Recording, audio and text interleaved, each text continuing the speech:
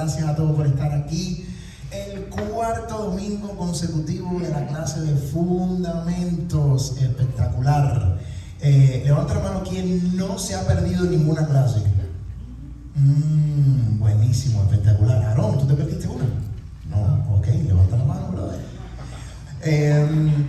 Señores, familia, creo que hemos tenido 4 domingos súper espectaculares de clase. Para mí ha sido, solamente no estuve en vivo el primero, pero todos los demás que tuve la oportunidad de estar aquí, hemos visto cómo Dios nos habla, cómo nos estamos entrenando, cómo nos estamos preparando, así que ha sido una bendición. Hoy, en la cuarta clase, como les decía, les tengo un aviso que lo vamos a repetir al final. La próxima semana, el próximo domingo, no tenemos clases de fundamento. Lo hicimos a propósito, pues porque es el Día de las Madres y yo sé que hay muchos que están fuera o que quieren cogerse el día para hacer un barbecue. Buenos días. Okay. Así que no tienen que venir el próximo domingo tan temprano, pero sí hay servicio a las 11 de la mañana, igual que siempre, así que please no se lo pierdan. Quiero llamar por acá al Pastor José, que es el encargado de la cuarta clase de Fundamentos. José, esta gente te están esperando como cosa buena. ¿Qué les parece si oramos y nos alistamos? ¿Hay algún material que tenemos ahorita o no? Hoy vamos a captar todo, atención, y vamos a anotar lo más importante. Perfecto, entonces no necesitamos. Ya cogieron pastelito por allá afuera, panquecito, ¿ok? ¿Cómo están las croquetas? Traen unas croquetas por ahí, pero no era para todo el mundo. La próxima semana. Croquetica de jamón. Ok, Padre, te damos gracias, Señor. Es un privilegio estar aquí, Señor. Bendecimos a cada familia que nos acompaña el día de hoy. Oramos también por los que están viniendo, Señor, en camino. Guárdalos, tráelos con bien y regrésalos a casa con bien.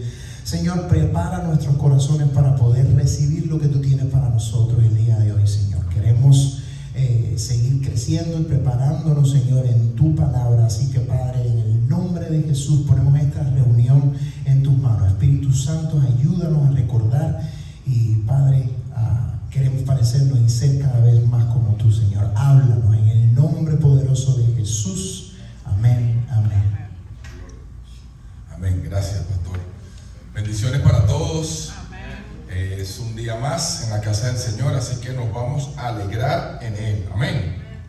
Bien, hemos estado conversando, dialogando, escudriñando, hablando, entendiendo las doctrinas de Dios. Como sabemos ya, la doctrina es parte fundamental de nuestras vidas.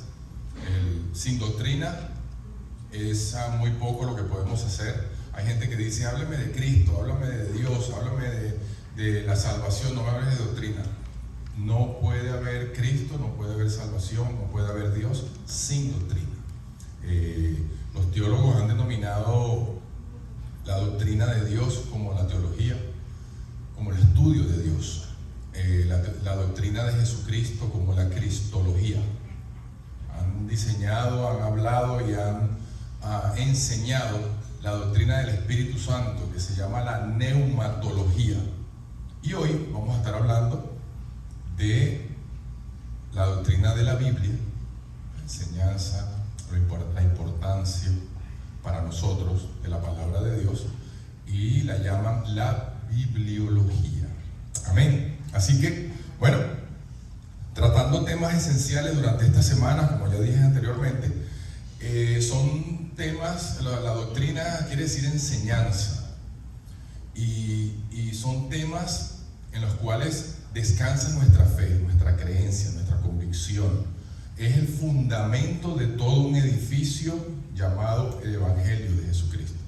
Entonces es algo importante que todo creyente debe conocer, y conocer a cabalidad, es decir, no superficialmente. ¿Por qué? Porque de la mala doctrina han salido lo que se llaman las dogmas, y de las dogmas han salido todo este conjunto de sectas, religiones, que todas vienen del Evangelio de Jesucristo, y se han parado gente con poco conocimiento y han arrastrado otra gente con menos conocimiento y han tergiversado el mensaje de Jesús, el evangelio de Jesucristo. Entonces, por eso es tan importante que nosotros ahondemos, entendamos y practiquemos la sana doctrina, porque eso es al final del día lo que va a hacer la diferencia en nosotros. En el momento que haya la vicisitud, el problema, la duda, una mala información, en ese momento nosotros podemos entonces aplicar nuestro conocimiento y nuestra convicción para que ninguna onda rara nos lleve y nos saque del camino. Amén. Entonces, hoy en día, no hablando de esta iglesia en particular, sino hablando de la iglesia mundialmente, globalmente, hay mucha desinformación en cuanto a la doctrina. Hay mucha desinformación en cuanto a las verdades que son aquellas que son capaces de cambiar nuestras vidas. Y esto viene desde hace muchos años. Esto no es de ahora, esto no es reciente, no. Yo recuerdo en los años 50, 60, que la gente no le ponía el énfasis al estudio de la palabra, a conocer qué era lo que Dios quería, a conocer el plan de Dios, a conocer cómo es que Dios trabaja, a conocer el corazón de Dios, sino que le ponían más énfasis a las manifestaciones del Espíritu Santo, al hablar en lengua, en la profecía, en sueños, en emociones, en experiencias, y no se enfocaban en lo que era la palabra de Dios. A eso, bueno, podemos colocar muchos porqués, ¿no? En los años 50, 60, 70, el grado de analfabetismo de la gente que no sabía leer ni escribir era más avanzado que ahora.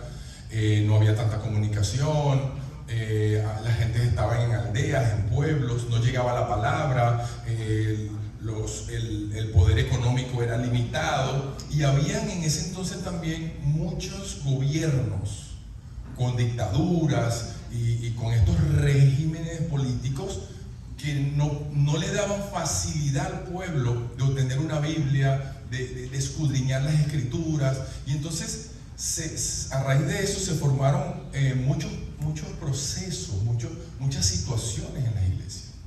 Y una de esas situaciones es la llamada la ventana 80-20. La ventana 80-20 lo que quiere decir es que solamente el 20% de la iglesia es la que está activa y el 80% pasiva. Solamente el 20% de la iglesia es aquella que escudriña, que lee, que se interesa, que se enamora de la palabra de Dios, que crece en la palabra de Dios, y es que el 80% es una población más tranquila, más relajada, que viene a los cultos pero no se interesa mucho en el estudio, en una forma sistemática, ordenada y práctica, para que su vida espiritual vaya creciendo y puedan a lo largo de su vida pues cumplir con el llamado de Dios a cabalidad.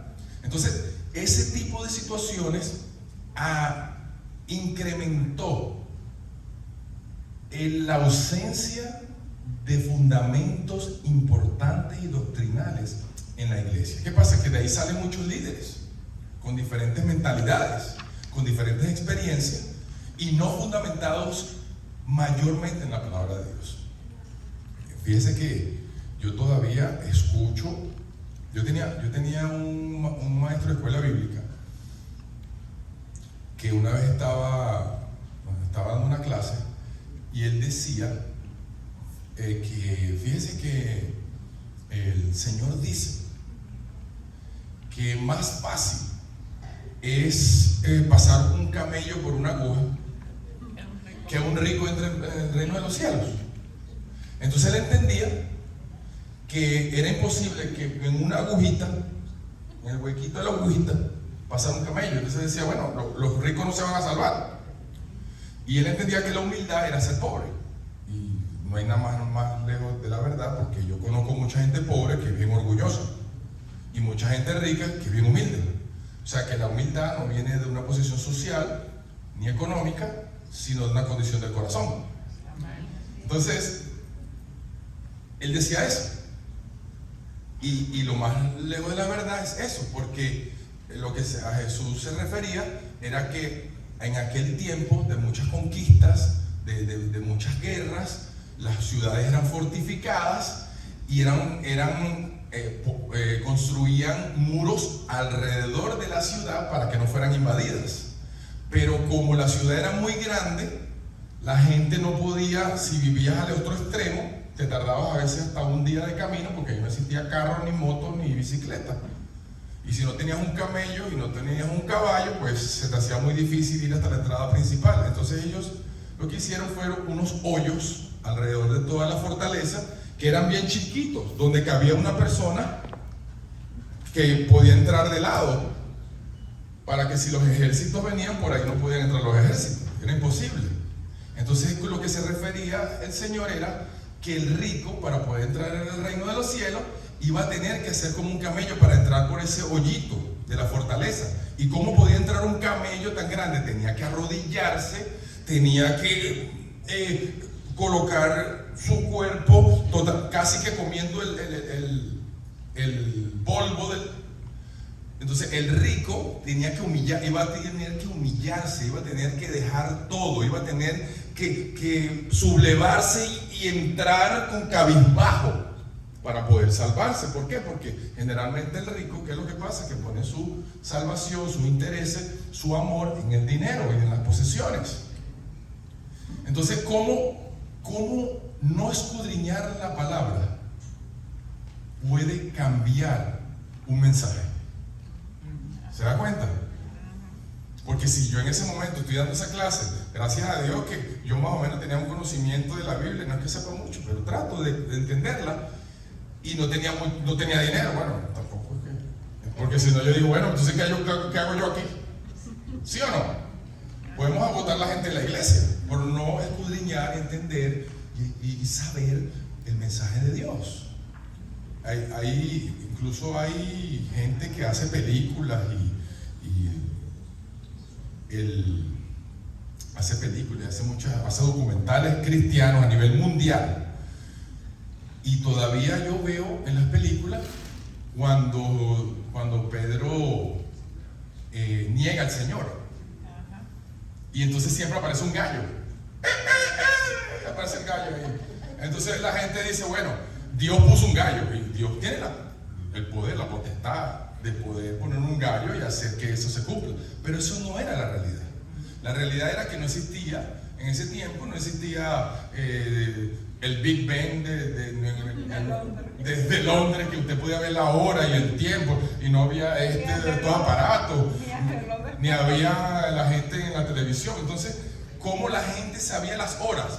Por un sonido de trompeta que tenían los romanos. Acuérdense que en ese tiempo los romanos era el imperio que gobernaba militarmente, políticamente. Los griegos eran las personas, era el imperio que gobernaba a nivel de arte, de cultura, de lenguaje. Por eso el Nuevo Testamento se escribe en griego, porque era el lenguaje de sofisticado, el que se hablaba, era el inglés de antes, que donde quiera que usted vaya va a haber alguien que hable inglés.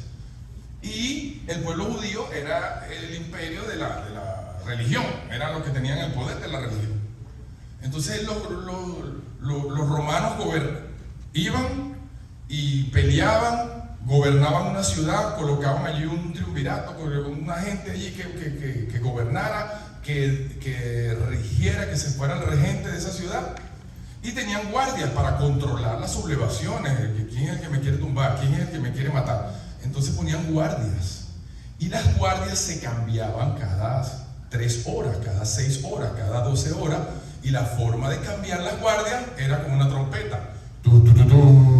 Y ya la gente sabía que era la hora, que eran las 12, que eran las 3, que eran las 6, que eran las 9. Ese era el reloj de antes.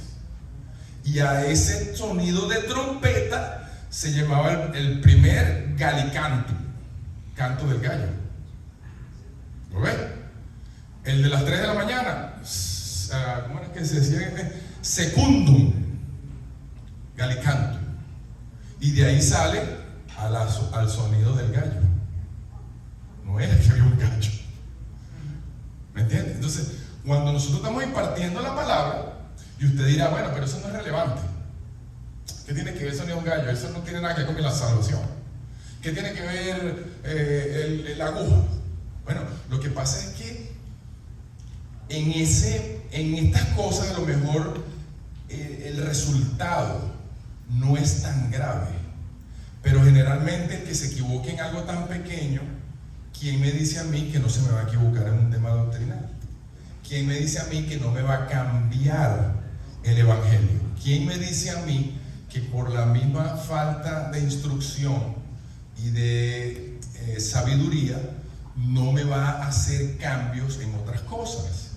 Y por eso es que no lo vemos tan fácilmente cuando hay un cambio doctrinal, pero usted puede ver que si usted escudriña y usted busca cuántas sectas hay solamente en Estados Unidos, usted se va a dar cuenta que hay más de 4,000. Más de 4,000 sectas. Más de 4,000 movimientos que han salido de la iglesia por una actitud equivocada, por una falta de enseñanza correcta, por una falta de convicción que nos dé sentido y que glorifique el nombre del Señor. Entonces, ¿es importante? Claro que es importante. Ahora, eso no tiene mucha importancia. Bueno, yo le voy a decir algo. Yo respeto tanto la palabra de Dios. Hay gente que cree, hay gente que tiene Biblias que tienen letricas, las palabras de Jesús las tienen en rojo. No sé si usted la ha visto, si usted la tiene. Bueno, esas palabras no son más ungidas ni más inspiradas que todas las demás, porque toda la palabra de Dios es veraz, es correcta, tiene un propósito. Cada coma, cada acento, cada estribillo, todo lo que usted vea en la palabra de Dios fue hecho por Dios. Entonces tiene relevancia, tiene importancia. Así que cualquier información que nosotros podamos ministrar que sea errada puede surgir en una situación que no es la deseada. ¿Me entienden? Entonces, es importante saber la doctrina de la Biblia. Es sumamente importante. ¿Por qué? Porque es el deseo de Dios para nuestras vidas, porque es el plan de Dios para nuestras vidas, porque es el corazón de Dios abierto, porque es el momento en el cual yo puedo saber, entender y relacionarme con un Dios invisible, pero que es un Dios presente en nuestras vidas. Es esa palabra la que nos va a dar. Entonces, la corriente de estos días, ¿cuál es? Desarticular, quitarle creencia, quitarle poder, quitarle credibilidad a la palabra de Dios. Y somos nosotros los encargados de nosotros de defender eso, de nosotros poder proclamar el evangelio de la verdad, de traer el conocimiento de la palabra tal cual como Dios lo ha manifestado. Y por eso es de tanta importancia, es un tema doctrinal, es un tema en el cual todo creyente debe hacer énfasis en su vida, en profundizar en la doctrina del Señor. Amén. Dice en 2 Timoteo 4:34, dice: porque vendrá tiempo cuando no sufrirán la sana doctrina, sino que teniendo comezón de oír, se amontonarán maestros conforme a sus propias concupiscencias, y apartarán de la verdad el oído y se volverán a las fábulas. ¿Qué es una fábula? Bueno, es un breve relato ficticio, es algo que no existe. Es un cuento coloquial, es un cuento con una intención de traer una información y de dar una enseñanza. O sea, es una enseñanza en base a algo que no es cierto. Hay una versión de la Biblia que la palabra no dice fábula, dice mitos. Entonces, un mito es una creencia que se acepta sin objetividad. O sea, lo creo sin ser racional, sin poder yo pensar y meditar de lo que me están diciendo. Es así. Es algo que dicen y sin pasarla por un filtro. ¿Cuál es nuestro filtro? La Biblia. La Biblia. Ese es nuestro filtro. Cualquier cosa que se desvíe de ahí, no podemos estar de acuerdo. Amén. Esa es nuestra piedra de ahí está, la Biblia. Esa es la palabra de Dios. Entonces, vamos a estar viendo el por qué nosotros debemos saber, entender y practicar que la Biblia es inobjetable. Todo lo que pase por ahí lo podemos aceptar. Todo lo que no pase por ahí ni lo podemos aceptar, ni lo podemos absorber, ni lo podemos predicar. Amén. Una de las bases que estamos haciendo aquí es que nosotros podamos liderar, podemos ejercer el llamado de Dios, que podamos nosotros llevar a cabo el plan de Dios en nuestras vidas, haciéndolo de la manera de Dios. Amén. De la forma de Dios. Y aquí no hay otra forma que no sea la implementada, explicada y vivida en la palabra de Dios. Yo recuerdo un día que nos invitaron a Disney World. Nos hicieron una invitación a Magic Kingdom porque ellos entendían, esos líderes de ese momento, que Magic Kingdom tenía el secreto para que la gente siempre esté contenta y vuelva. Explíquenme ustedes. Entonces nos llevaron allá y nos metieron un curso de 3 días para saber cómo era que se atendía a la gente, saludaba a la gente, se le decía algo a la gente. Mire, olvídense de cuento. Nosotros servimos al Dios que se las sabe todas. Nosotros no necesitamos traer cosas del mundo para acá. Al contrario, la gente quiere creer y quiere aprender de nosotros para llevarlos allá. Entonces, cuando nosotros implementamos la forma de Dios, mire, no hay fracaso. Nosotros lo que debemos hacer es saber que si Dios está aquí, aquí hay bendición. Si Dios está con nosotros, hay abundancia. Si Dios está con nosotros, se va a cumplir el plan que Él tiene trazado para con nosotros. Lo que nos resta a nosotros es hacer nuestra parte. Saber de Dios, saber de la palabra, saber de la Cristo. ¿Se acuerdan? Saber de la teología, saber de la Cristo. No. Démele café a esta gente, por favor. Ajá. Teología, saber de la cristología, saber de la neumatología. Ay, pastor, esa palabra está en inglés. Si no, le traigo a Yesmel aquí que sabe 2 idiomas, mexicano y cubano, que me traduzca.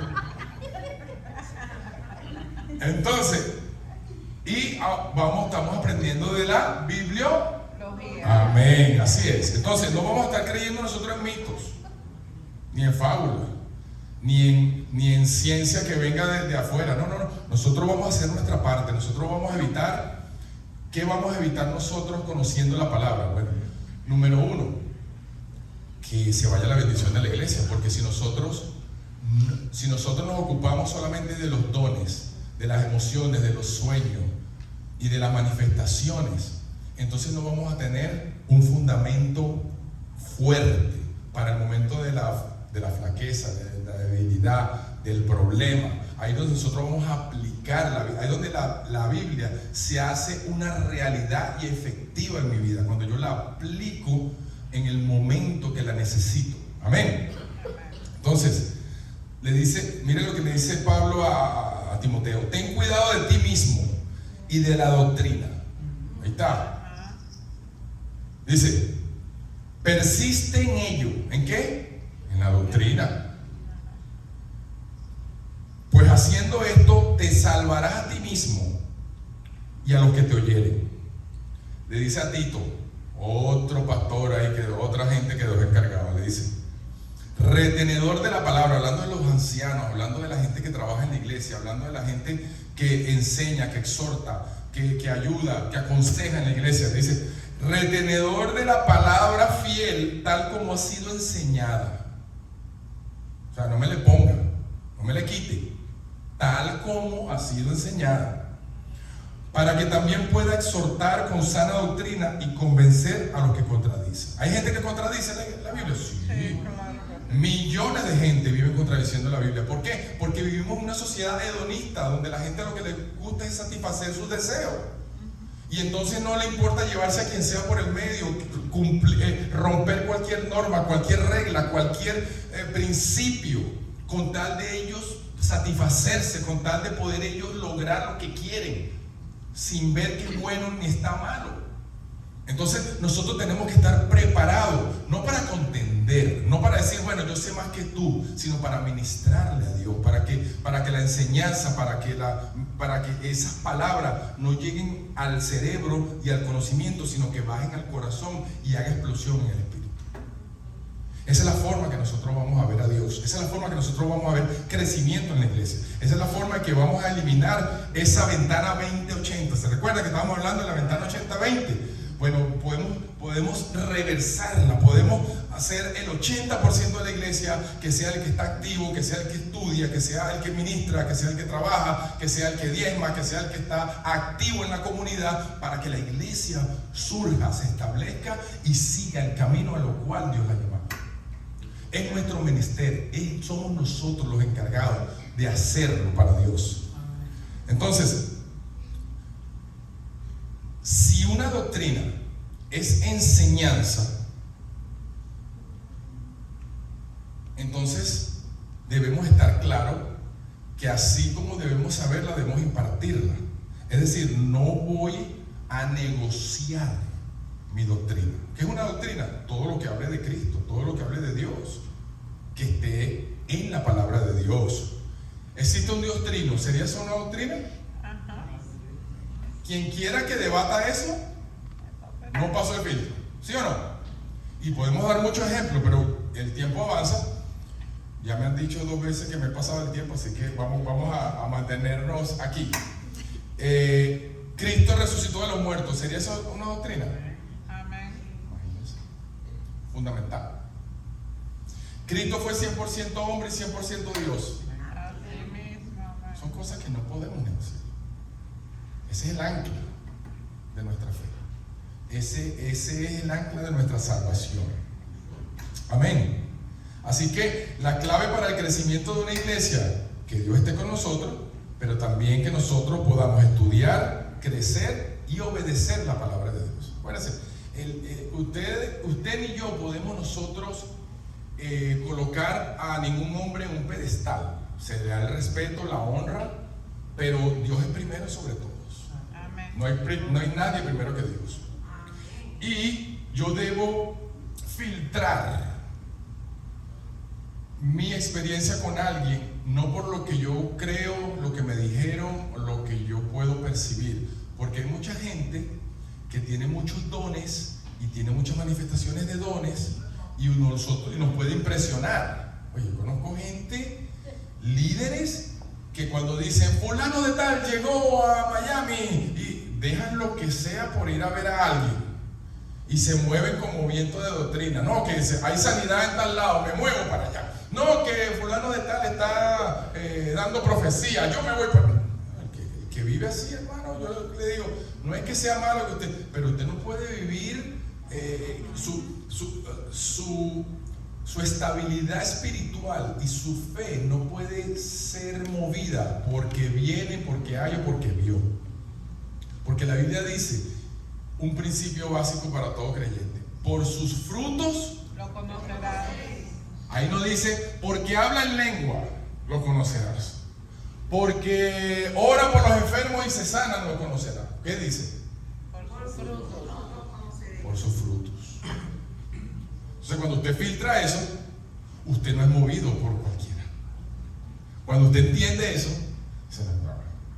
¿Cuál es el testimonio de la gente? Yo tuve gente que querían ser líderes de matrimonio y tenían 4 divorcios. Hay una doctora por ahí muy famosa que aparece en la radio, en la televisión, en todos lados.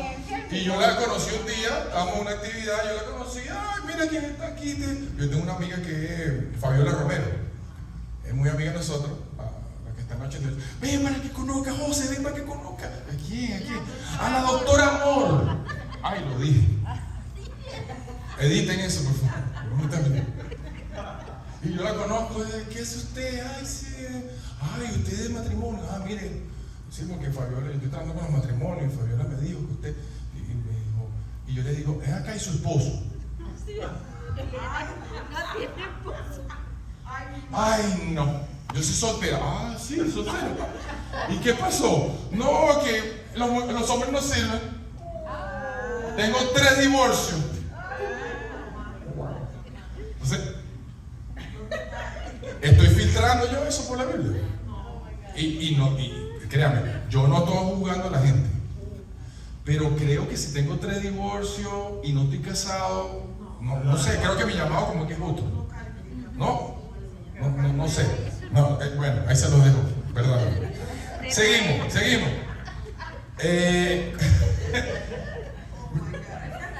Mire, esto de la doctrina es tan tremendo que la palabra dice que, ¿se acuerdan en Mateo que dice que soplaron vientos y vinieron lluvias?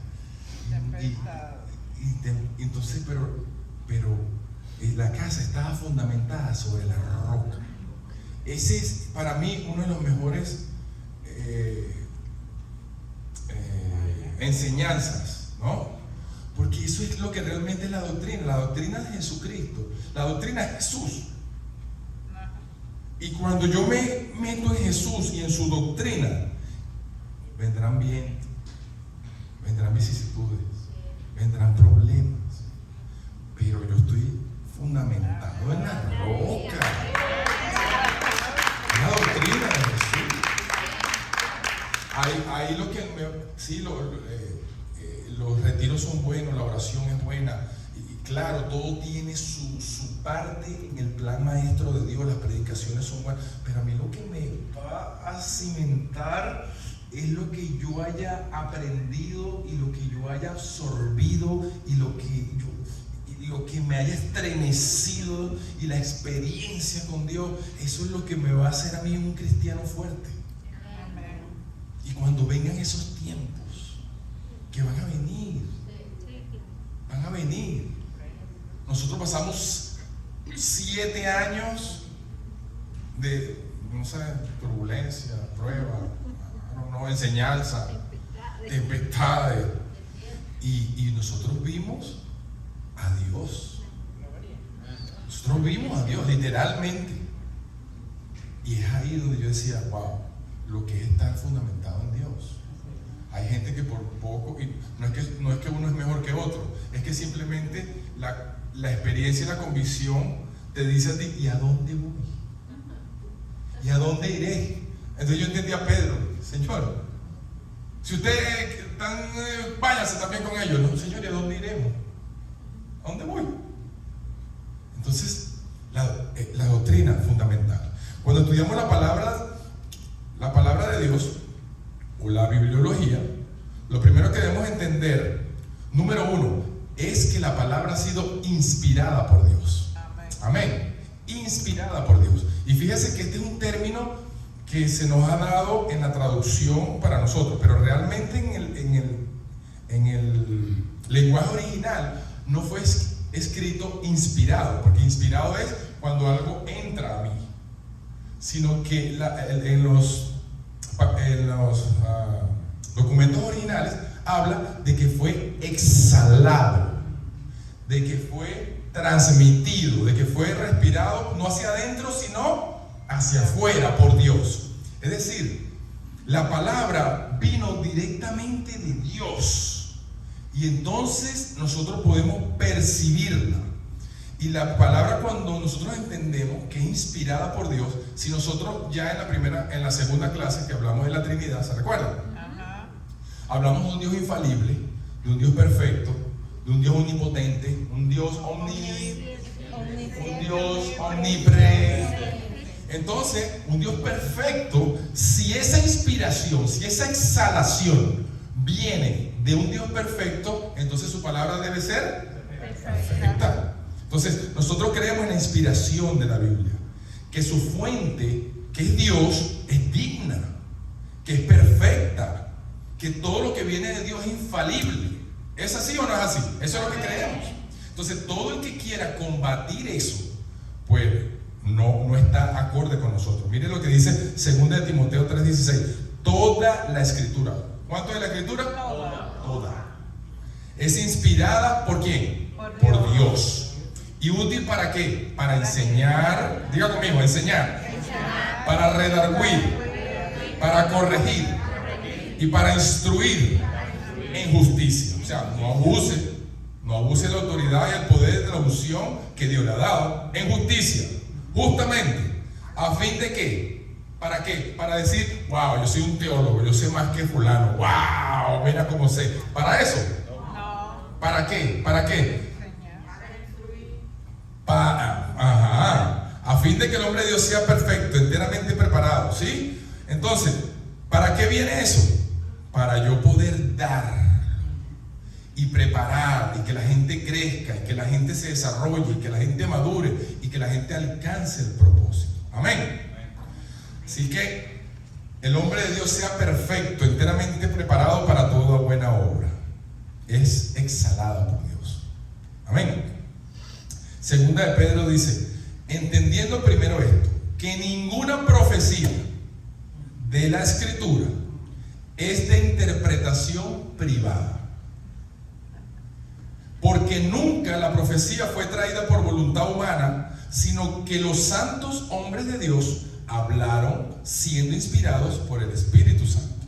Es decir, la profecía fue inspirada por Dios, la palabra de Dios fue exhalada por Dios. Nosotros la tomamos. En este caso, la gente que lo escribió fueron gente específicamente escogida por Dios para llevar a cabo esta función. Pero yo no puedo tomar esa palabra como algo personal. ¿Por qué? Porque si hay un texto en la palabra y yo digo, bueno, eso fue de esta manera y de esta manera, y viene mi hermana Anita y dice, no, eso no fue lo que quiso decir la palabra. Lo que quiso decir la palabra fue esto, esto y esto. Usted que está allí, ¿a quién le cree? Entonces no puede ser una interpretación personal. Ahora sí, usted lo puede aplicar a su necesidad, a su situación, lo que usted esté esperando de Dios. Usted lo puede aplicar, pero no le puedo dar un significado de lo que dice la palabra, porque yo tengo que ver el contexto. Yo tengo que ver en qué tiempo, en qué circunstancia, por qué el Señor nos está dando esa palabra, cuál fue la necesidad existente en ese momento. Y como la palabra es viva, es eficaz y es nueva, el mensaje de Dios es nuevo todos los días, y Dios quiere comunicarse cualquiera que sea mi necesidad, yo puedo aplicar esa palabra a mi necesidad. Amén. Pero no, yo no puedo decir que esto significa literalmente esto, porque esto es lo que yo voy a aplicar. No, yo lo aplico y aplico el poder de Dios, la bendición de Dios, la solución que Dios tiene a mi necesidad. Amén. De manera que Dios en este momento no quiere que nosotros solamente apliquemos la Biblia como algo moral. Es decir, Dios dice que no debo fornicar. ¿Ok? Muy bien, eso está bien. Pero la Biblia no es meramente eso. La Biblia no se trata de un conjunto de normas y reglas que yo debo seguir para alcanzar la bendición de Dios. Dios quiere comunicarse conmigo. Dios quiere que yo lo conozca. Dios quiere que yo sepa cómo Él piensa, cómo Él habla, los planes que tiene. Él quiere que yo sepa lo que va a hacer. Y la única forma de yo saber eso es con la palabra de Dios. Por eso yo no creo en tantos libros que hay por allí. La última vez que yo fui a una librería, encontré más libros de gente que había soñado con el infierno, y gente que había soñado con el nuevo cielo, y gente que había soñado con... Entonces, cuando usted ve, yo me metí y yo digo, ven acá, ¿y cuántos libros de doctrina hay aquí? Ah, mira, ese rinconcito que tú ves ahí. Ajá. ¿Y cuántos libros de sueños me están vendiendo? Mira, todos esos estantes que están ahí. Entonces, ¿a quién le creo? ¿Al que soñó que era con carbón y azufre del cielo? ¿O que era una playa? Que hay cocos y hay palmeras. ¿A quién le creo? Entonces, ahí es cuando yo agarro mi Reina Valera, mi nueva versión internacional, como el arco iris, la Thompson, y vengo y digo, perdón. Y no gasto ni mi plata, ni mi tiempo en basurándome con eso. Amén. Entonces, pero yo tengo que tener el conocimiento de la palabra. Eso no viene automático. Entonces, hay gente, bueno, Señor, guíame.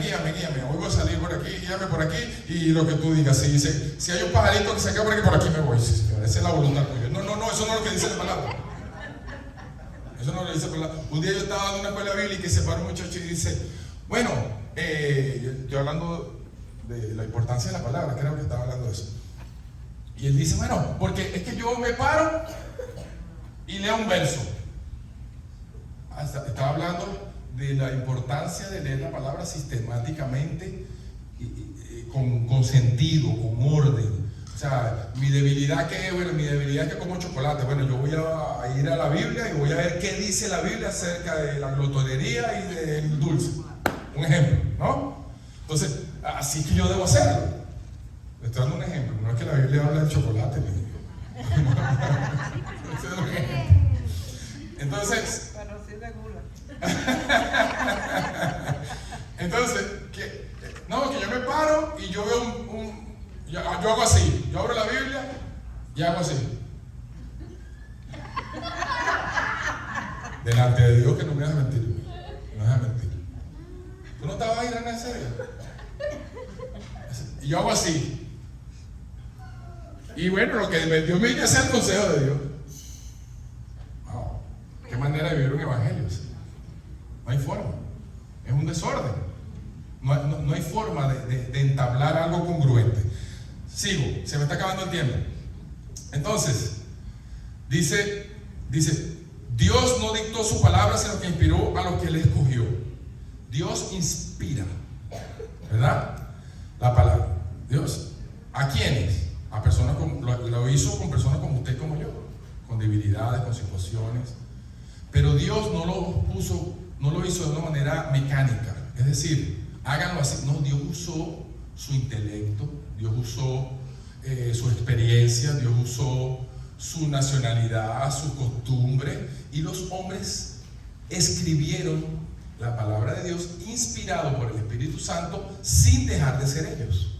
Por eso usted ve, cuando usted lee las cartas de Pedro, que son como cortas, son más fuertes, son más directas, por el mismo carácter de Pedro. Pablo en su momento es más maestro, pero también es fuerte. Juan es más dócil, Juan es más tranquilo, Juan es más misericordioso. Y así, porque Dios lo va a usar a usted y a mí conforme a lo que usted tenga. No, Dios no tiene un patrón para que usted sea un ministro. Dios no tiene que usted tiene que llenar requisitos indispensables para usted ser un ente eficaz en las manos de Dios. Usted y yo lo que debemos tener es un corazón contrito y humillado, reconocer su grandeza, dejarnos guiar por Él, y Él hará. Amén. Pero no hay una forma escrita. Mire, nosotros creemos que la Biblia fue infalible. ¿Por qué? Porque tenemos un Dios infalible. Entonces fue infalible de forma verbal. Fue inspirada a la gente de Dios. No fueron escritos por los autores. Fueron inspiradas por Dios y ellos plasmaron el pensamiento de Dios. La Biblia fue plena, es decir, total. No hay porciones inspiradas más que otras. No hay porciones más santas que otras. Todo fue hecho por la mano de Dios. La Biblia es infalible, quiere decir que no se equivoca. Si dice que hay un camino entre Palestina y el mar de Jordán, ahí busque, que si la Biblia lo dice, ahí está. Usted y yo tenemos la fe de que eso es así. De que si hay un solo camino, si la Biblia dice, si hay un solo camino al cielo, no hay otro, hay uno solo. Si la Biblia dice que hay un imperio en yo no sé dónde, no, que la ciencia, que no lo han encontrado, siga buscando, que ahí está. Si la Biblia lo dice, es así. ¿Por qué? Porque es inerrante, no tiene error. Si dice que existió un río ahí existió el río. Si dice que, porque hay mucha gente que dice, bueno, ven acá, y cuando pasaron los hebreos, y entonces vinieron los egipcios detrás, el río, claro que los hebreos pasaron porque el río le llegaba por aquí. ¿Y quién mató a los egipcios? ¿Cómo se ahogaron los egipcios? Entonces, si la Biblia dice algo, es inerrante, no hay error, ahí no hay forma. La Biblia es ilimitada. Si la Biblia dice que hubo un día en que separó la tierra, separó la tierra. Y eso lo podemos nosotros ver porque la ciencia ha revelado cosas interesantes de la Biblia a lo largo del tiempo. Mientras la ciencia más avanza, es increíble como más demuestra la veracidad de la Biblia. Amén. Cómo habla de que la serpiente ellos descubrieron que la serpiente tenía pies. Porque cuando ellos se mueven tienen unos músculos aquí, unas coyunturas, que es la que permite que ellos... Entonces había. Como el Gran Cañón, la ciencia ahora entiende que solamente un diluvio pudo haber construido semejante naturaleza allí. Y si nos ponemos aquí a enumerar cosas como la piel tiene de la tierra y todas esas cosas, nosotros podemos ver que la ciencia avala lo que la Biblia dice. Se me sentó Joan aquí. Número 1, inspirada por Dios. Número 2, revelada por Dios. Bueno, aquí, Anita, ven. ¿Qué es eso? Dame eso. Ven para acá. Ven para acá. Rapidito. Ven para allá. Cierra los ojos. No veas nada. Si Anita tiene los ojos cerrados, no quiere decir que ustedes no estén aquí. Amén. ¿Sí o no? Claro. Entonces vamos a entender que Anita es sorda, que no oye. Y entonces, el que ustedes estén aquí, yo le digo a Ana, ¿tú ves a alguien? ¿Ah? ¿Sí? No, cierra los ojos, está chineando. Sí. Ajá. No, cierra los ojos. ¿Tú ves a alguien aquí? No. Mire lo que es la revelación de Dios, mire. ¿Tú ves a alguien ahí? No. Abre los ojos. Esa es la revelación de Dios. No quiere decir que ustedes no estén allí. No quiere decir que Dios no ha hecho todo lo que dice la Biblia que ha hecho. Amén. Lo que es que usted y yo no lo percibíamos. Y cuando Él se revela en nuestra vida, lo que hace es que nos abre los ojos. Dios te bendiga. La revelación de Dios. La palabra es una revelación del carácter de Dios, del corazón de Dios, de los planes de Dios y de sus propósitos. Cuando abrimos la Biblia, estamos entrando en la mente de Dios. Wow, eso no le resulta interesante. Eso es una cosa extraordinaria. Nos estamos comunicando con Dios. Podemos saber lo que piensa, lo que se propone hacer y cómo lo va a hacer. Entonces, en esta revelación podemos encontrar que hay una general y una especial. La revelación general es la que usted y yo conocemos, es la que todo el mundo conoce. Mira, hasta el indio, hasta el hombre en África, cuando abre los ojos y ve el firmamento de las estrellas y ve la creación de Dios, tiene que saber que eso es la revelación de Dios. Y su alma lo sabe. Por eso es que usted ve que aunque hayan indios, aunque hayan aborígenes, aunque hayan gente en África por allá, ellos están buscando ¿qué? Adorar a un Dios. Y adoran la luna, y adoran las estrellas, y adoran el sol, y hacen un muñeco, y agarran un cuerno, porque hay una necesidad intrínseca que el hombre nace, que es de adorar a ese Dios creador. Esa es la revelación de Dios al hombre. Que no sabe cómo conjugarla, cómo hacerla, cómo prepararse. No sabe, por eso Dios nos ha dado la gran ¿qué? ¿La gran qué? Revelación. ¿La gran qué? La gran comisión. Diga, la gran comisión. Y ese es parte de nuestro llamado, amén. Así que la revelación también podemos verla como una revelación especial, que es que Dios se le revela a uno en particular para un propósito en sí.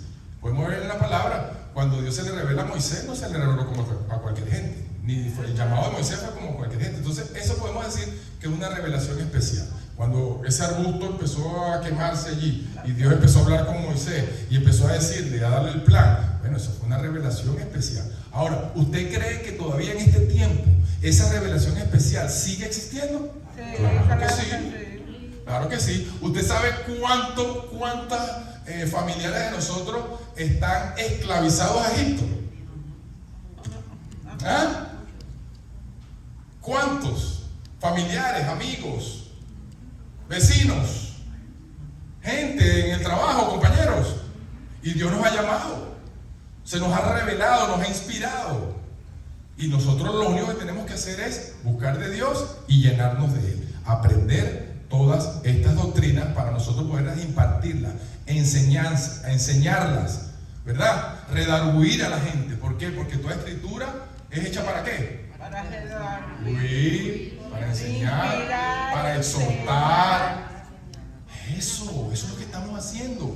Nosotros estamos aquí agarrando un intensivo para nosotros poder salir allá y dar por gracia lo que por gracia Recibimos. Entonces, ¿por qué hemos creído en la Biblia? Mira, hemos creído en la Biblia, número uno, por su unidad, su uniformidad. Imagínense que hay 66 libros en la Biblia, ¿sí? 39 y 27 en el Antiguo y el Nuevo Testamento. Fueron 40 o más autores en un periodo de 1500 años. Imagínense usted, con 3 lenguajes diferentes, en 3 hemisferios diferentes. Imagínense, usted que, ¿de dónde usted? ¿De Cuba? ¿Y usted? De Costa Rica, de Venezuela. Nos juntamos René, Fabricio y yo y vemos el mismo acontecimiento. Hablamos los 3 español y los 3 redactamos una historia diferente. Qué difícil es eso. Y que en 1500 años, en idiomas diferentes, con backgrounds diferentes, con experiencias diferentes, nosotros podamos decir lo mismo. Amén. Número 2, la ciencia da fe de ella, como decíamos anteriormente. Mire, les quiero dar este dato rápidamente. Me quedan 3 minutos. Tú me diste 5. Mire, los arqueólogos hoy en día, hasta los que no son creyentes, a la hora de ir a buscar ciudades, tesoros, fortaleza, ataúdes de momias y de cosas, van a la Biblia. Agarran como punto de referencia la Biblia y van y encuentran las últimas cosas que encontraron en Egipto, unas pirámides, unas cosas, fueron a través de la Biblia. Imagínense. Entonces, número 3, creemos porque las profecías han sido cumplidas. Todas las profecías del Antiguo Testamento, todo como el avenimiento del Mesías, cómo tenía que ser en Belén, cómo iba a pasar, todo eso se ha cumplido. Todo eso se ha cumplido. Creemos en la Biblia por la evidencia de la resurrección. ¿Usted cree eso? Amén. Mire, uno de los sucesos en la tierra que más se ha dado a demostrar su veracidad es la resurrección de Jesús. Creemos en la Biblia, ¿por qué? Porque las vidas cambiadas. ¿Quién me puede decir a mí que la Biblia no es real? ¿Quién le puede decir a usted que la Biblia no es real? Entonces, hay poder en la Biblia. Y cuando entendemos que la Biblia, me quedé corto, es que esta clase, pastor, usted me tiene que dar un salvoconducto o algo, no sé. Estas clases es imposible impartirlas en 1 hora, en 50 minutos. Esto es enriquecedor, esto es tremendo. Entonces, ¿cómo podemos nosotros decir que la Biblia no es real? Cuando usted y yo, cuando la leemos, cuando la practicamos y cuando la vivimos, podemos ver la bendición de Dios en nuestras vidas. Amén. Vengan por favor a la escuela de transformación. Vengan, porque nos va a dar el momento, el tiempo para indagar, para que usted pregunte, para nosotros poder meternos más aquí. Pero voy a terminar con esto. Voy a ser obediente. Mire lo que dice Apocalipsis 22, 18 al 20. Dice: yo testifico a todo aquel que oye las palabras de la profecía de este libro. Este es el último verso de la Biblia. Aquí no se puede perder. Pase toda la Biblia, el último.